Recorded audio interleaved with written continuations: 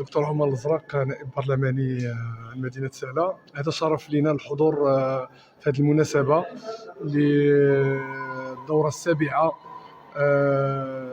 لتسليم الجوائز للحافظين القرآن الكريم. وفي نفس الوقت هي مناسبة لتكريم بعض الوجوه السياسية والمجتمع المدني والفنانين في مدينة سلا، ولي شرف نكون من بين هاد الوجوه هذه. وفي نفس الوقت هو واحد الفرصة للالتقاء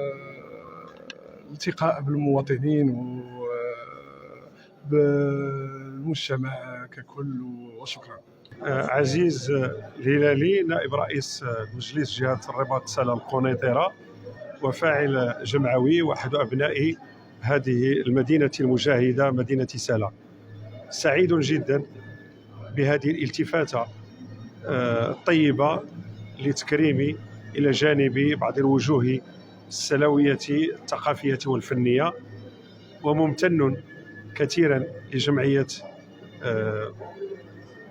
للجمعية اللي اليوم شرفتني بحفل التكريم، وهو تعبير صادق من طرف الفاعل الثقافي إلى استمرارية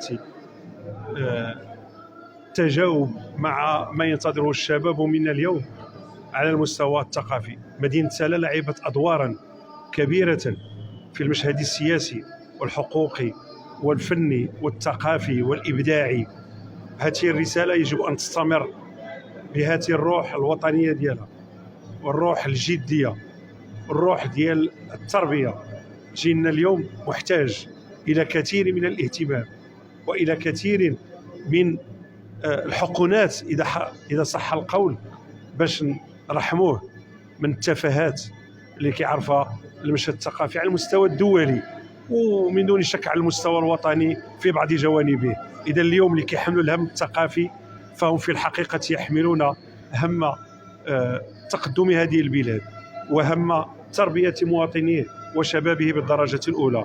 إذا خصلة الوفاء يترجمها اليوم إخواننا في تكريم بعض الوجوه الثقافية والفنية، ولكن في الواقع هو تكريم لجيل رواد الذين ساهموا في الفعل الثقافي ولا زالوا يساهمون، وهو إشارة إلى أن شبابنا اليوم والسلاوي بشكل خاص محتاج إلى كثير من المبادرات الثقافية والفنية، إلى كثير من التظاهرات الفنية والثقافية والرياضية، لأننا أمام مدرسة فقدت كثير من أدوارها في جانب التربية وفي جانب التأطير، وأمام مجتمع اختلط فيه الحبيل بالنبيل.